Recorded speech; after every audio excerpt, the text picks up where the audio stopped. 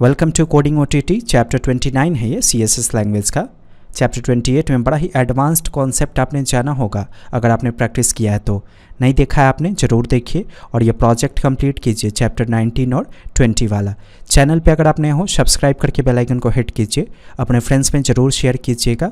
कोई क्वेरी या क्वेश्चन है कमेंट कीजिए। चलिए शुरू करते हैं। ये जो 3 प्रॉपर्टी है ना आपके सामने, accent, colour, align content, align self, बहुत एडवांस्ड प्रॉपर्टी है। इनकी सहायता से अमेजिंग वर्क को आप कर सकते हो। सबसे पहले समझते हैं एक्सेंट कलर को। फॉर्म के अंदर आपने मुझसे चेकबॉक्स बनाना सीखा था, तो शुरू कीजिए एक फॉर्म टैग को। इनपुट टैग को शुरू करेंगे ऐसे, टाइप का वैल्यू सेट कर दीजिएगा चेकबॉक्स। अगर आपको याद नहीं है तो अभी याद आ जाएगा कि चेकबॉक्स आखिर होता क्या है। नेम एट्रीब्यूट का इस्तेमाल करेंगे, इसका वैल्यू मैंने सेट कर दिया आई एक्सेप्ट, इस तरीके से। अब यहाँ पे मैं लेबल टैग का इस्तेमाल करता हूँ, आप स्पैन टैग का भी इस्तेमाल कर सकते हो और राइट कर दीजिए आई एक्सेप्ट। ध्यान दीजिए कुछ ऐसा दिखा चेकबॉक्स, आप इस पर क्लिक करते हो तो बैकग्राउंड कलर आपको ब्लू दिखा।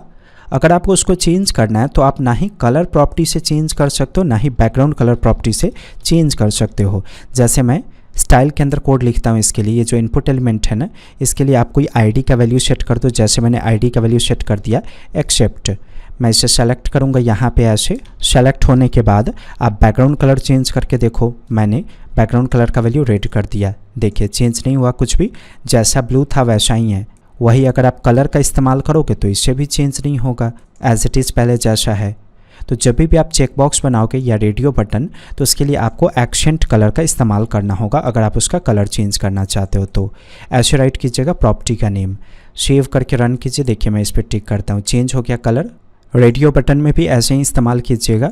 जैसे देखिए मैंने फिर से एक रेडियो बटन क्रिएट किया। रेडियो बटन क्रिएट करने के लिए इनपुट एलिमेंट में टाइप का वैल्यू आप सेट कर देना रेडियो, नेम का वैल्यू सेट कर दीजिए जेंडर और वैल्यू में इसका वैल्यू सेट कर दीजिए मेल। ऐसे यहाँ पे राइट कर देंगे मेल, सेव करके रन कीजिए। मुझे इसे कलर करना है तो इसको सेलेक्ट करना होगा वहाँ पे। इसमें आईडी का कुछ वैल्यू दे दीजिए, जैसे मैंने आईडी का वैल्यू सेट कर दिया रेडियो। अब इसी रेडियो को यहाँ पे आप ऐसे सेलेक्ट कर लो और फिर एक्सेंट कलर का इस्तेमाल कीजिए।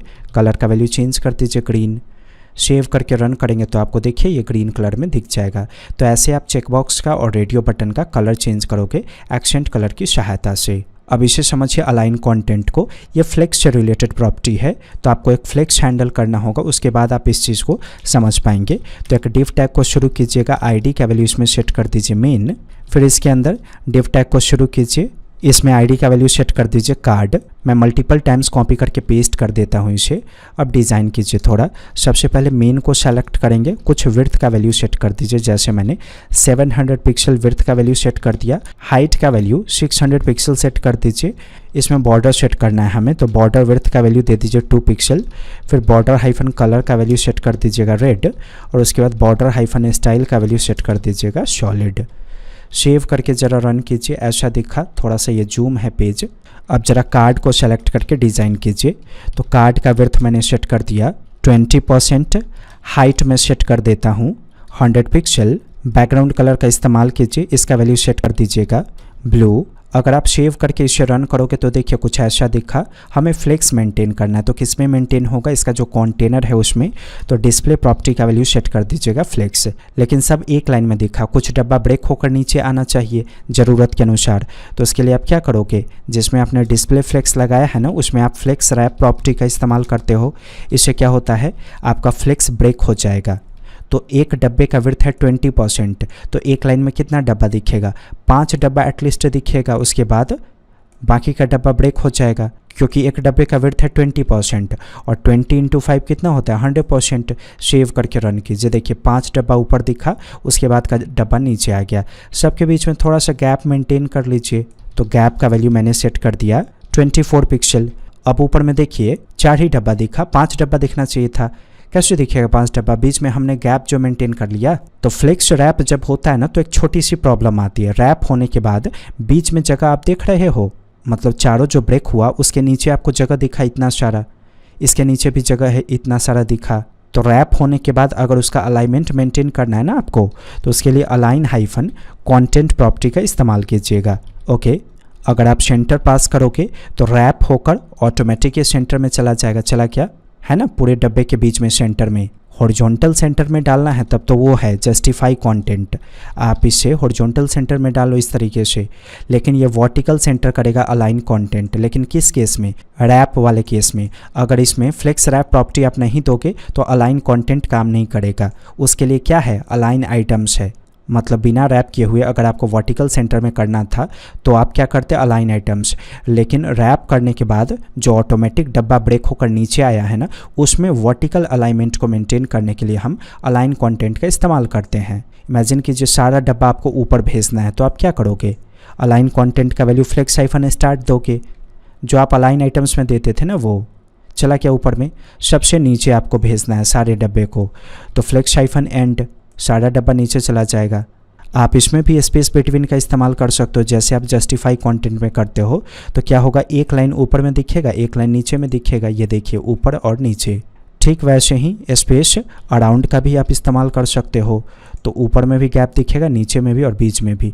लेकिन सबके बीच का गैप बराबर नहीं है, आप चाहते हो सबके बीच का गैप बराबर हो, तो यहाँ पे आप इस्तेमाल करोगे स्पेस इवनली। सेव करके रन कीजिए, ये देखिए। तो ये काम होता है अलाइन कंटेंट का। याद रखिएगा ये तभी काम करेगा जब आपने फ्लेक्स रैप दिया होगा, क्योंकि रैप्ड कंटेंट पे ही ये काम करता है। अब समझिए अलाइन सेल्फ। अलाइन सेल्फ का इस्तेमाल करने के लिए अलाइन कंटेंट को हटाइए, फ्लेक्स रैप को भी हटाइए। मुझे वर्टिकली सेंटर में करना है। क्या तरीका होगा?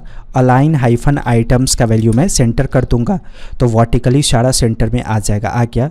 लेकिन प्रॉब्लम क्या है? एक ही साथ सब सेंटर में आ गया। मतलब इस फ्लेक्स के अंदर यानी इस मेन के अंदर जितना भी डब्बा था सब एक साथ सेंटर में आया। इमेजिन कीजिए आप किसी एक सेपरेट डब्बे को सेंटर में करना चाहते हो वर्टिकली, तो ये कैसे होगा? उसके लिए आप अलाइन सेल्फ का इस्तेमाल करोगे। जैसे मान लीजिए मुझे सिर्फ ये वाले डब्बे को वर्टिकली सेंटर में करना है, तो मैं कुछ पहले राइट कर देता हूँ इसमें इस तरीके से। कुछ क्लास का वैल्यू दीजिए, मैंने राइट कर दिया स्पेशल, क्योंकि आप आईडी से सेलेक्ट करोगे तो सब सेलेक्ट हो जाएगा, सब में आईडी का वैल्यू सेम है। इस अलाइन आइटम्स से सेंटर को हटा दीजिएगा तो क्या होगा? पहले जैसे सब दिखेगा, ये रहा वो डब्बा, मुझे इसी को वर्टिकली सेंटर में करना है, सिर्फ इसको। तो उसके लिए अलाइन सेल्फ का इस्तेमाल करेंगे, लेकिन कहाँ? इसमें नहीं करेंगे। अलाइन सेल्फ कभी भी डिस्प्ले फ्लेक्स जिसमें लगा हुआ है ना उसमें नहीं होगा। जिसको आप सेंटर में करना चाहते हो उसको उसमें होगा। तो जिसको आपको सेंटर में करना है ना उसमें क्लास का वैल्यू क्या डिफाइंड है? स्पेशल। क्लास का वैल्यू इसलिए आपको ऐसे सेलेक्ट करना होगा डॉट की सहायता से। आप अलाइन हाइफन सेल्फ प्रॉपर्टी का इस्तेमाल करो और इसका वैल्यू सेट कर दो सेंटर। तो पहले क्या हो रहा था? अलाइन आइटम से मेन में अगर हम पास करते थे तो सब एक साथ सेंटर में आ जाता था, लेकिन अब क्या होगा? सिर्फ स्पेशल वाला डब्बा सेंटर में आएगा। किसकी वजह से? अलाइन सेल्फ की वजह से। याद रखिए अलाइन सेल्फ का इस्तेमाल कभी भी वैसे एलिमेंट में नहीं होगा जिसमें डिस्प्ले फ्लेक्स है, बल्कि वैसे एलिमेंट में होगा जो डिस्प्ले फ्लेक्स के अंदर बंद है। जैसे ये मेन में डिस्प्ले फ्लेक्स है ना, इसके अंदर अगर कोई डब्बा बंद है ना तो उसमें आप अलाइन सेल्फ का इस्तेमाल कर सकते हो। तो मुझे इसको सेंटर में करना है सिर्फ, तो मैंने क्लास का वैल्यू दिया स्पेशल और फिर इसको सेलेक्ट करके मैंने सेंटर में करने का कोशिश किया। सेव करके रन कीजिए। तो इस तरीके से किसी स्पेसिफिक एलिमेंट को आप कंट्रोल कर सकते हो। लेकिन याद रखिए ये तभी काम करेगा जब इसके पेरेंट में डिस्प्ले फ्लेक्स होगा। तो मेन में ऑलरेडी डिस्प्ले फ्लेक्स है, इसी वजह से ये काम कर रहा है। अगर नहीं होता तो ये भी काम नहीं करता। ठीक वैसे ही मान लीजिए ये फर्स्ट वाला जो है ना, इसको सबसे लास्ट में यहाँ दिखाना है, तो कैसे करेंगे? फर्स्ट वाले में कुछ क्लास का वैल्यू दे दीजिए, जैसे मैंने फर्स्ट दे दिया ऐसे। अब मैं सेलेक्ट करता हूँ इस तरीके से। फर्स्ट को अलाइन हाइफन सेल्फ का इस्तेमाल करेंगे और फ्लेक्स हाइफन एंड कर दीजिए। फ्लेक्स हाइफन स्टार्ट कहाँ है? ये ऊपर में जहाँ ये है। फ्लेक्स हाइफन एंड हो गया। ये सेंटर में करना है तो सेंटर दीजिएगा। मुझे लगता है ये तीनों समझ में आया होगा। वीडियो ज़रूर लाइक कीजिएगा, शेयर कीजिएगा अपने फ्रेंड्स में, कमेंट ज़रूर कीजिए अगर कोई आपकी क्वेश्चन है तो। कोडिंग OTT पे वापस आने के लिए आपका धन्यवाद।